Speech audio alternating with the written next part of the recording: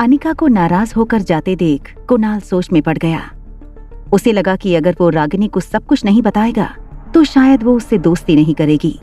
अपने नए क्रश को खुद से दूर जाते रोकने के लिए कुणाल ने उसे आवाज दी, रुको, बताता हूँ, सब कुछ बताता हूँ। अनिका जैसे उसी पल का इंतजार कर रही थी वैसे वो तुरंत रुक गई। अनिका की धड़कनें तेज हो चुकी थीं, मगर उसने अपने आप पर संयम रखा था, क्योंकि वो नहीं चाहती थी कि कुणाल और किसी को भी उसके बारे में कुछ भी पता चले। पिछले 6 सालों से अनिका को बस इसी पल का इंतजार था कि कहीं से उसके बेटे की कोई खबर मिले। तुरंत अनिका ने अपने पर्स से सनग्लासेस निकाले और तुरंत पहन लिए। वो नहीं चाहती थी उसकी आंखों की नमी कुणाल देखे, लेकिन कुणाल ये देखकर और टेंशन में आ गया। उसे लगा कि अनिका वहां से निकलने की तैयारी में सनग्लासेस पहन रही है, इसलिए वो टेबल से उठकर अनिका के पास आया और आसपास देखने लगा, मानो चेक कर रहा हो कि कोई उनकी बातें सुन तो नहीं रहा। और फिर उसने धीरे से अनिका को कहा, देखो रागिनी, मैं सचमुच नहीं जानता कि उस बच्चे का क्या हुआ। दरअसल वो अनिका के पापा गौतम ने ही उसे किडनैप किया था। बस वही जानते हैं कि वो बच्चा इस वक्त कहाँ है। ये सुनकर अनिका पूरी तरह से टूट चुकी थी। उसे शक तो था कि उसके पापा उसके बेटे की किडनैपिंग के पीछे थे, मगर आज कुणाल के मुंह से ये सुनकर उसे यकीन भी हो गया। वो समझ नहीं पा रही थी कि उसके पापा ने आखिर ऐसा क्यों किया। कुणाल, जो अब तक अनिका के पीछे खड़ा हुआ था, उसने अनिका के कंधे पर हाथ रखा और फिर धीरे से वो उसके सामने आया। अनिका, जो अपने शौक में थी, वो कुणाल को सामने देखकर बिना कुछ बोले बस यहाँ वहां देखने लगी। अनिका की इस नर्वसनेस को देखकर कुणाल ने पूछा, क्या हुआ रागिनी, तुम इतनी नर्वस क्यों हो? वैसे प्लीज अब तुम बुरा मत लगाना, लेकिन तुम्हें इन सब बातों से क्या लेना देना? अनिका अब भी शौक में खड़ी थी, लेकिन कुणाल का शक बढ़ ना जाए इसलिए अनिका ने किसी तरह बात बनाकर कहा, मैं जल्दी से नए दोस्त नहीं बनाती। उनके बारे में जब तक पूरी इन्फॉर्मेशन ना हो मैं दोस्ती नहीं करती। कुणाल थोड़ा फ्लर्ट करते हुए बोला, अब तो सब कुछ जान लिया मेरे बारे में, अब तो दोस्ती का हाथ आगे बढ़ा दो। ये कहते हुए कुणाल एक बड़ी ही फ्लर्टियस स्माइल के साथ अपना हाथ आगे बढ़ाता है, लेकिन अनिका के लिए अब कुणाल किसी काम का नहीं था, क्योंकि वो जानती थी कि कुणाल उसे उसके बेटे तक नहीं पहुंचा सकता। अनिका बिना हाथ मिलाए कुणाल से सिर्फ इतना कहती है, इतनी आसानी से नहीं, तुम्हें इंतजार करना होगा। इतना कहकर अनिका वहां से चली गई। कुणाल को रागिनी का बिहेवियर थोड़ा अजीब तो लग रहा था, लेकिन फिर उसने मन में सोचा, शहर की लड़की है, नखरे तो करेगी ही। दूसरी तरफ पैराडाइज होटल में रिया एक बहुत ही इंटरेस्टिंग गेम के बीच थी। रिया हेडफोन के जरिए टीम को इंस्ट्रक्शंस दे रही थी। तुम सब पीछे ही रहो, मैं आगे जाके दुश्मनों का बंकर उड़ा देती हूँ। ये बूस्टर हमारी टीम का है, अब दुश्मनों को नहीं छोड़ूंगी। राहुल 1 to 1 तुम एयरबेस पर हमला करो। रेडी?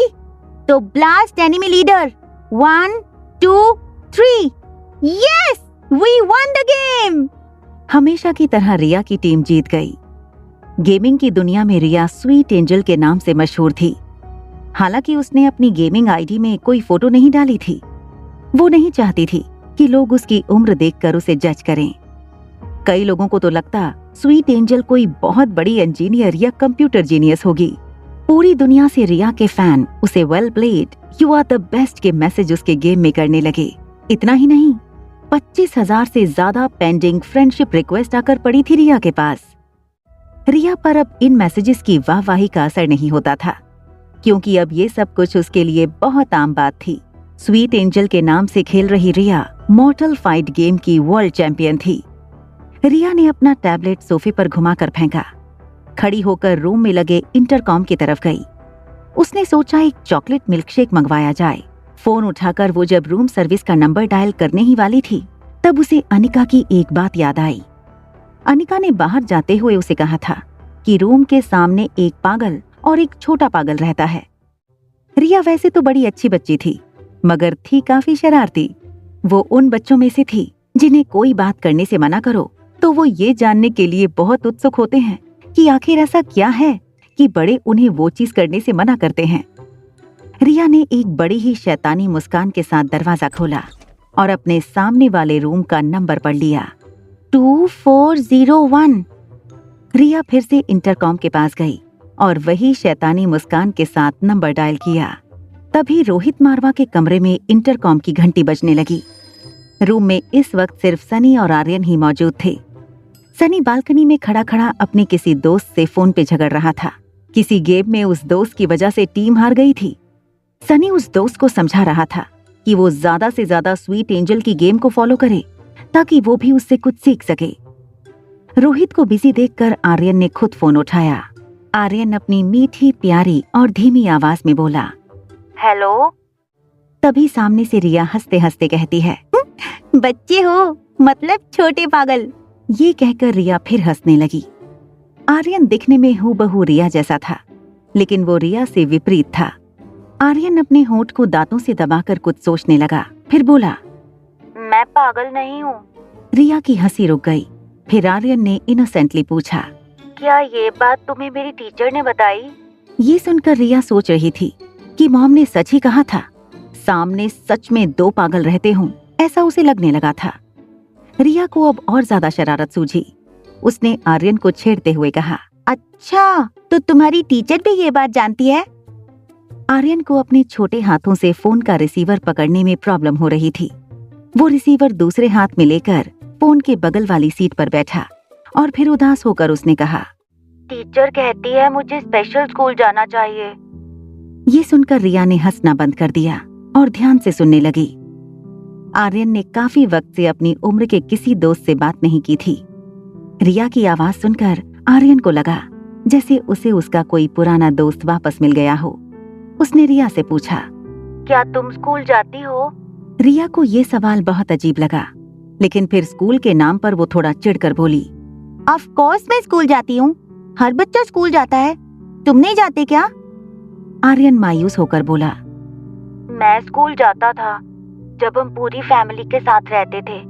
फिर पापा मुझे यहाँ ले आए। ये होटल पापा की है। अब हम यहीं होटल में रहते हैं। ट्यूशन टीचर यहीं आती है मुझे पढ़ाने। रिया ने ऐसी सीरियस बातें पहले कभी नहीं सुनी थी। उसने थोड़ा शॉक होते हुए आर्यन से पूछा, स्कूल नहीं जाते, होटल को घर बनाकर रहते हो? अच्छा तो तुम्हारा कोई फ्रेंड है यहाँ? आर्यन पीछे मुड़कर चेक करता है कहीं सनी तो नहीं आया। सनी को बिजी देखकर आर्यन फिर धीमी आवाज में बोलने लगा, नहीं, यहाँ मेरे साथ पापा और चाचू रहते हैं। रिया को आर्यन की बातें अजीब लग रही थीं, पर अब उसे आर्यन पर दया आ रही थी। रिया ने किसी मैच्योर एडल्ट की तरह गंभीर विचार किया और आर्यन के सामने एक ऑफर रखी। अच्छा एक बात बताओ, मेरे दोस्त बनना चाहोगे? आर्यन, जिसकी लाइफ में सिर्फ दो चीजों की कमी थी, माँ और दोस्त की, और इसीलिए आर्यन ने तुरंत हाँ कर दी। उसकी आवाज में जैसे अचानक जोश आ गया हो। रिया ने भी खुश होकर अपने आप को इंट्रोड्यूस किया। आई एम रिया, तुम्हारा नाम क्या है? आर्यन बढ़ते कॉन्फिडेंस के साथ बोला, आई एम आर्यन, तुम कहाँ से बोल रही हो? रिया ने जवाब दिया, मैं तो सामने ही रहती हूँ। मैं और मेरी मॉम तुम्हारी होटल में गेस्ट हैं। तुम मुझसे मिलना चाहोगे? ये सुनकर आर्यन ने बाहर बैठे सनी को देखा। उसे लगा कि सनी तो अपनी ही प्रॉब्लम से परेशान है। तब उसने कुछ सोचकर एक हाथ फोन के माइक पर रखकर धीरे से पूछा, मगर कैसे? पापा मुझे रूम से अकेले निकलने नहीं देंगे। रिया ने एक हाथ कमर पर रखकर फोन का रिसीवर सिर पर पटका। अरे तुम बच्ची हो क्या? देखो, तुम ठीक 15 मिनट में मुझे नीचे होटल की लॉबी में मिलो। मैं मम्मी को फोन करके बोल दूंगी कि मुझे पिज्जा खाना है, इसलिए हम नीचे जा रहे हैं। वो जब आए तब तुम उनसे भी मिल लेना और हमारे साथ पिज्जा खाने भी चलना। अच्छा बाय, अब मैं फोन रखती हूँ, तुम 15 मिनट के बाद नीचे मिलना। तभी आर्यन थोड़ा कंफ्यूजन में अपना सिर खुजाते हुए कहता है, मगर मैं तुम्हें पहचानूंगा कैसे? रिया इम्प्रेस होकर कहती है, वेरी गुड क्वेश्चन। एक काम करो, ब्लैक पैंट और ब्लैक टी शर्ट पहन कर आना। मैंने भी वही पहना होगा। हमारी ड्रेस से हम एक दूसरे को पहचान लेंगे। आर्यन को आइडिया पसंद आया। उसने फोन रखा और सनी की तरफ देखते हुए और उससे बचते हुए दबे पांव अंदर बने दूसरे कमरे में चला गया, जो आर्यन का ही कमरा था। दूसरी तरफ रिया ये सोचकर खुश थी कि इस नई जगह पर उसने नया दोस्त बनाया था। कुछ सोचकर रिया ने अपने मोबाइल से एक मैसेज टाइप किया, I want to go out for pizza, come fast. और वो मैसेज उसने अनिका को भेज दिया। कुछ ही पल में आर्यन अपने कमरे से ब्लैक जीन्स और ब्लैक टी शर्ट पहनकर बाहर निकलता है। उसने देखा सनी अब भी कान में हेडफोन डाले फोन पर बिजी था। आर्यन में इतनी हिम्मत पहले कभी नहीं आई थी। उसे पता था रोहित को पता चला तो बहुत स्ट्रिक्ट पनिशमेंट मिल सकती है, मगर नए दोस्त और बाहर पिज्जा की लालच से उसे रिस्क उठाने की हिम्मत मिली। आर्यन दबे पांव मेन डोर तक गया। सनी को पता न चले इस तरह दरवाजा धीरे से अनलॉक किया और सनी की ओर देखते हुए आर्यन रूम से बाहर निकल गया। अपने रूम के बाहर अकेले कदम रखने पर आर्यन का कॉन्फिडेंस और बढ़ गया। उसे अपने आप पर इतना विश्वास पहले कभी नहीं आया था। आर्यन की नजर सामने वाले स्वीट 2402 पर पड़ी। उसे लगा प्लान में थोड़ा चेंज होना चाहिए, क्यों ना वो और उसकी नई दोस्त यहीं से साथ चलें। आर्यन कॉरिडोर में आगे बढ़ा। वो रिया के रूम के दरवाजे तक पहुंचा। उसने हाथ ऊपर करके डोरबेल बजानी चाहिए, लेकिन वहां तक उसका हाथ नहीं पहुंचता था, इसलिए उसने दरवाजा नॉक करने का सोचा। वो नॉक करने ही वाला था कि तभी लिफ्ट खुलने की आवाज आई। आर्यन का दिल डर के मारे जोर जोर से धड़कने लगा। उसने सोचा कि अगर रोहित ने उसे इस तरह रूम के बाहर देख लिया तो पता नहीं क्या होगा। आर्यन डरता हुआ मुड़ा और लिफ्ट की ओर देखने ही लगा था कि तभी उसने देखा कि लिफ्ट से अनिका बाहर आ रही थी। उसके पापा को वहां न देखकर आर्यन की जान में जान आई। वहीं अनिका आर्यन को दरवाजे के बाहर देखकर पहले थोड़ा चौंकी और फिर वो आर्यन के पास गई और उसके गाल पर हाथ फेरकर बोली, I am sorry, mama is late.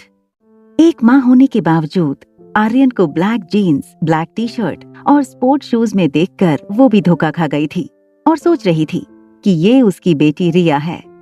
Aryan बड़ी बड़ी आंखों से अनिका को देखे जा रहा था। उसने पर्स से रूम अनलॉक करने के लिए कार्ड निकाला, साथ ही पर्स से अपना मोबाइल भी निकाला। कार्ड को लॉक सेंसर पर लगाया और एक हाथ से मोबाइल चेक करने लगी और इसके साथ ही वो आर्यन को रिया समझकर प्यार से डांट भी रही थी। इस तरह अकेले रूम से बाहर आने का क्या मतलब? बहुत शैतानियां बढ़ गई हैं तुम्हारी। तभी रूम अनलॉक होने की आवाज आई और इसी के साथ अनिका की नजर रिया के मैसेज पर पड़ी, Want to eat pizza, come fast। ये पढ़ते ही अनिका का गुस्सा फिर शांत हो गया और फिर थोड़ा गिल्टी फील करते हुए उसने झुककर आर्यन के गालों पर किस की और बोली, आई एम सो सॉरी। तुम्हें बहुत भूख लगी होगी ना, चलो किसी अच्छे से रेस्टोरेंट में जाके पिज्जा खाते हैं। ये कहते ही अनिका ने फिर से रूम के दरवाजे को बाहर से बंद किया और वो आर्यन का हाथ पकड़कर सीधा उसे लिफ्ट में ले गई। ये सभी दौरान आर्यन बस अनिका को देखे जा रहा था। अनिका का स्पर्श, उसका प्यार देखकर आर्यन को ऐसा लगा जैसे कि अगर उसकी माँ होती तो उसे ऐसे ही प्यार करती। आर्यन ये तक भूल चुका था कि उसे उसकी नई दोस्त को मिलना था।